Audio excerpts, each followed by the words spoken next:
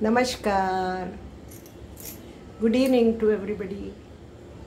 मी घाईघाईने आता व्हिडिओ लावला आहे कारण मी आत्ताच एक फिल्म पाहिली नेटफ्लिक्सवर,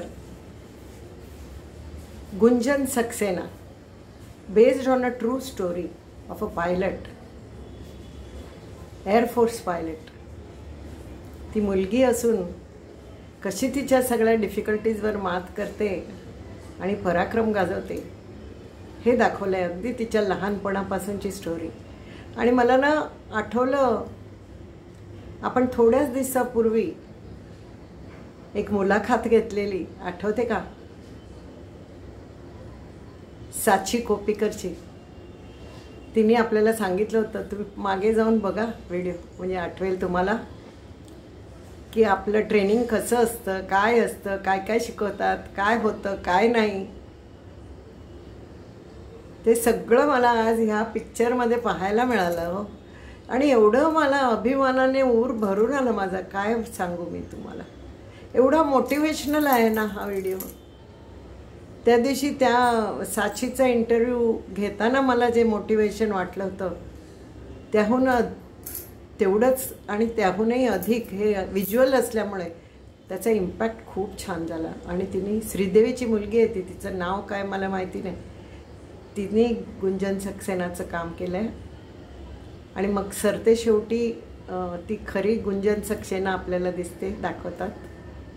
खूप बरं वाटलं, खूप बरं वाटलं, म्हणून मला वाटलं तुमच्याबरोबर शेअर करावं। एवढंच सांगायला मी फोन केला म्हणे एवढंच सांगण्यासाठी मी हा आज व्हिडिओ काढते। आणि त्या दिवशी एक सायकल नावाची एक मराठी मूवी, शनिवार रविवार मी सांगितलं ना, आम्ही संध्याकाळी बसून पिक्चर बघतो। हैदराबादला जाण्यापूर्वी मी सायकल नावाची एक मराठी मूवी पाहिली। ती पण कोणाला गावचं सौंदर्य बघायचं असतं, समुद्रावरचं, गावचं, झाडझुडपांचं, नारळाच्या माडांचं, त्यांनी जरूर बघावं। आणि त्यात मॉरल स्टोरी पण आहे, मॉरल पण आहे। कसे दोन चोर, त्यांच्यामध्ये परिवर्तन होतं। एका चांगल्या माणसाची सायकल ते लोक चोरतात आणि ती सायकल अगदी प्रेस्टिजियस सायकल असते, जी अंग्रेजांच्या काळापासून त्या ऑफिसर्सनी खुश होऊन या हिरोच्या आजोबांना दिली होती, भेट दिली होती। आणि त्यांनी मरताना नातवाला देऊन गेले होते ते। आणि ती जीवापाड जपतो ती सायकल। आणि सुंदर पेंट केलेली आहे ती सायकल, एवढी सुंदर आहे, येलो कलरची आहे। आणि ते ह्या दोन चोरांना माहिती नाही त्याची हिस्ट्री, त्या सायकलीची हिस्ट्री माहिती नाही। ते दाराच्या बाहेर असते, ते उचलतात आणि नेतात, कारण चालत पळत किती म्हणून गावात फिरायचं चोऱ्या करत, सायकलीवर चोऱ्या केल्या तर पटकन होईल काम म्हणून। पण ती सायकल एवढी एक्स्ट्रा ऑर्डिनरी, त्याला इम्पॉर्टन्स असतं। सबंध गावची सायकल, सगळे गावची मानतात त्या सायकलीला, कारण ती स्पेशल आहे ती सायकल। त्यामुळे हर एक आदमी उसे पहचानता है, हर एक आदमी। आणि तो सायकल चालवणारा जो नातू, तो पण आता मध्यमवयीन झालेला आहे, त्याला पण मुलगी आहे। तो माणूस किती चांगला आहे, किती सच्चा आहे। तो ज्योतिषी असतो आणि देवाचं पण काहीतरी पूजा वगैरे करतो वाटतं तो, लोकांच्या घरची। तो किती चांगल्या स्वभावाचा आहे हे। आमच्या कोकणीत भांगार माणूस म्हणतो ना, तसं भांगार माणूस, सोन्यासारखा माणूस आहे तो। हे पण यांना कळून चुकतं आणि त्यांना एवढं वाईट वाटतं, आपण एवढ्या चांगल्या माणसाची सायकल चोरली। आणि हे काय सांगतात, कुठे कुठे जातात तिथे सगळे सायकल ओळखतात ना, अरे तुम्ही तर या भाऊंचे, तुम्ही काय नातेवाईक आहेत का त्यांचे? म्हटलं रे, कुठे कुठे त्याचे नातेवाईक होतात। आणि मग त्याचे नातेवाईक म्हटल्यावर, हां तुम्ही गेल्यावर त्यांना हे द्या, मी लाडू केले आहेत द्या, मी हे केलं आहे द्या, असं। म्हणजे गावकऱ्यांचं प्रेम त्या माणसाविषयी ह्यांना दिसून येतं आणि यांना खूप पश्चाताप होतो। आणि गुपचूप सायकल जिथून नेली तिथे ठेवून ते जातात, अशी आहे ती गोष्ट। एवढी सिंपल गोष्ट, पण त्याचं पिक्चरायझेशन एवढं सुंदर आहे. कोकण बघितलं की मला तर खूप आवडतं. समुद्राजवळची गावं मला खूप आवडतात, कारण मी स्वतः मंगळूर त्या साईडची आहे. म्हणजे समुद्रकिनारा म्हणजे मला आवडतो. नारळाची झाडं पण आवडतात, ते बघून खूप मला आवडलं ते. आणि तुम्हाला असं साधेपणा आवडत असेल तर तुम्ही पण ते बघा. अगदी छान आहे. पिक्चरायझेशन पण एवढं सुंदर आहे. आणि कुठचं बघितलं बरं? हां, ती कोण, गंगूबाई काठियावाडी. काय पिक्चर आहे हो, काय पिक्चर आहे. त्याला हे मिळालं आहे, अवॉर्ड मिळालं आहे, आणि तिला बेस्ट ॲक्ट्रेस अवॉर्ड मिळालं आहे. आणि मी एवढ्या उशिरा ते पाहिलं. मला केव्हापासून पाहायचं होतं. त्या दिवशी मला ते दिसलं. नेटफ्लिक्स की ते दुसरं प्राईम व्हिडिओ कुठेतरी मी पाहिला. वेश्या व्यवसायावर आहे, पण ती आलिया भट्ट एका हिरोसारख्या दिसणाऱ्या मुलाशी मैत्री असते तिची, आणि तो तिला भुरळ घालतो की तू मुंबईला चल आणि मी तुला फिल्ममध्ये लावून देतो, तू एवढी छान डान्स करते, एवढी सुंदर आहे. आणि ती यंग असते ना, तिला वाटतं, आणि रातोरात ती, पण तू दागिने घेऊन यायला विसरू नको हां, आपल्याला तिथे पैसे लागतील असं सांगतो तो तिला. आणि ही भोळी त्याच्यावर प्रेम करत असते. ते पितळीचा डबा असतो ना आपला, त्याच्यात सगळं ज्वेलरी घातलेली असते, ती घेऊन, आणि पैसा अडका जो हाताला मिळेल तो घेऊन ती त्याच्याबरोबर ट्रॅव्हल करून जाते मुंबईला. आणि कुठे जाते? अड्ड्यावर, वेश्यांच्या अड्ड्यावर जाते. आणि तो माणूस परागंदा होतो. आणि ती कशी चांगली साध्या घरातली मुलगी, वेश्येचा व्यवसाय तिला करावा लागतो, ती कशी कन्वर्ट होते. आणि त्यांच्यावर एक अम्मा म्हणून असते ना, ती अचानक मरते. आणि तेव्हा ही ठरवते की मी तिची जागा घेणार, कारण हिने 1-2 झगडे सोडवलेले असतात, 1-2 प्रॉब्लेम सोडवलेले असतात. शी इज एज्युकेटेड ना, not like the other girls. So सगळीजणं तिला आधीच काही प्रॉब्लेम असला की तिलाच सांगायला येतात. त्यामुळे ती काय करते, ही बाई गेल्यावर तिच्या जागेवर ही येते, आणि मग ती इलेक्शनपर्यंत लढते.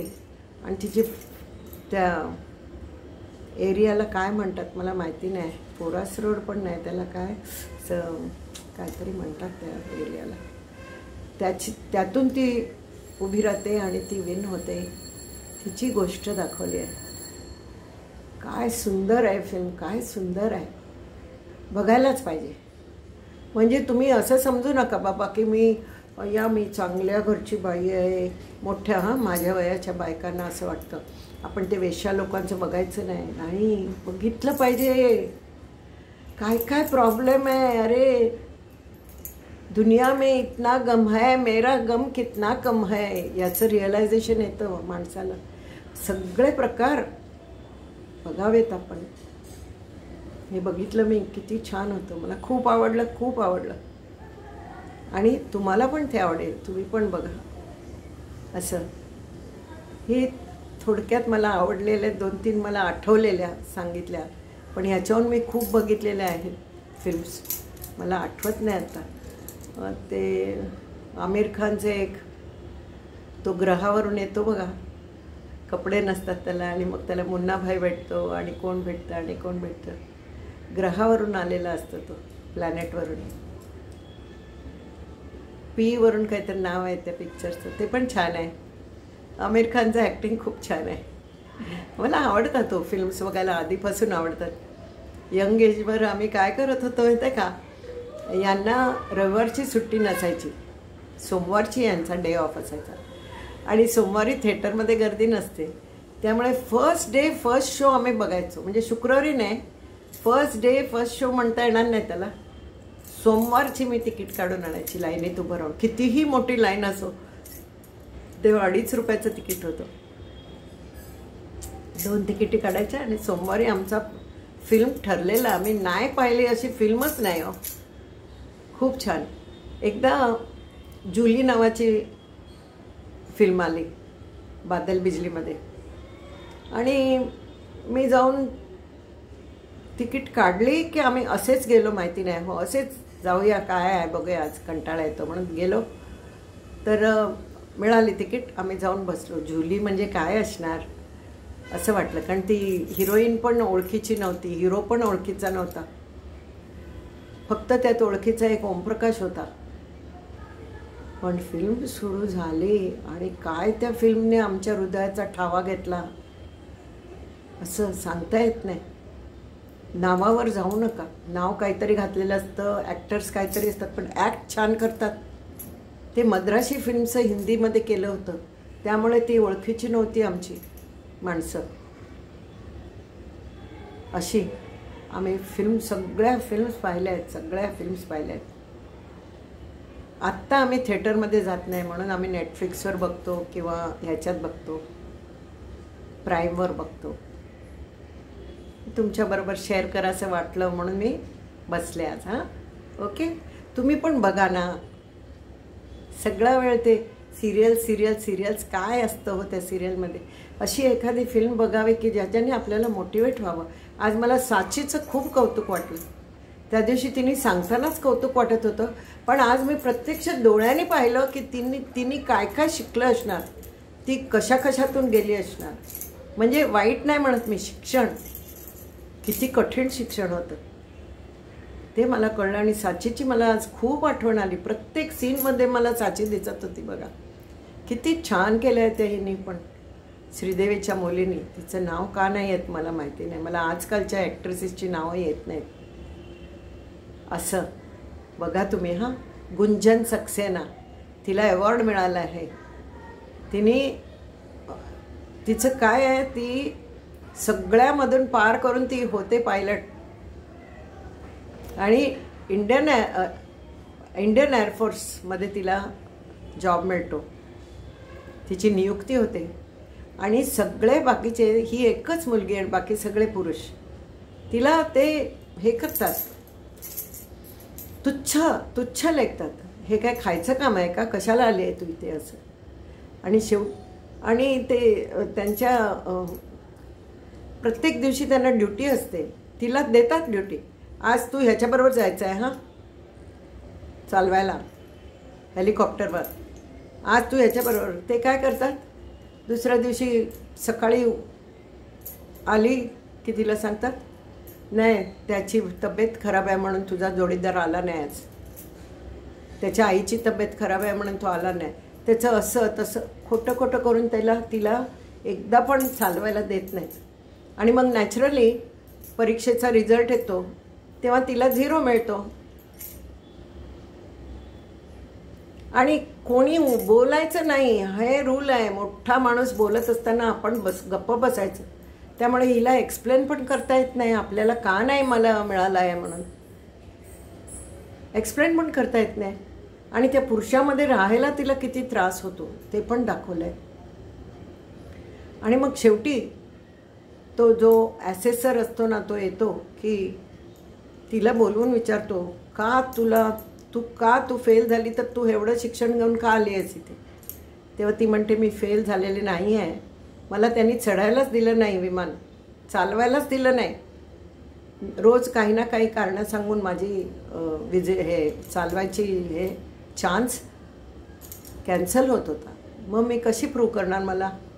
मग तो ऑफिसर काय करतो, सिनियर, आपल्याबरोबर तिला घेऊन जातो आणि तिची जी परीक्षा घ्यायची ती सगळी घेतो आणि A1 मार्क्स मिळतात तिला. आणि ती येते. ते बाकी सगळे लोक हेट करतात. आणि शेवटी कारगिलवर तिला अपॉइंट करतात. कारगिलवर अपॉइंट केल्यावर एकदा हे तर 4 शिपाई खाली अडकले आहेत शत्रुपक्षात, त्यांना सोडून जखमी झाले आहेत, त्यांना आणायचं आहे. तर सगळेजण एक हेलिकॉप्टर घेऊन गेलेले असतात. हिचंच हेलिकॉप्टर असतं ग्राउंडवर. तर ती म्हणते, मी जाते म्हणून. तू जाऊन काय करणार. नाही, मी जाते ना.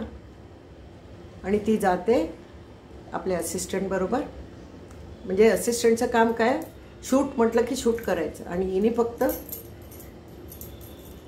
हेलिकॉप्टर मॅन्युअर करायचं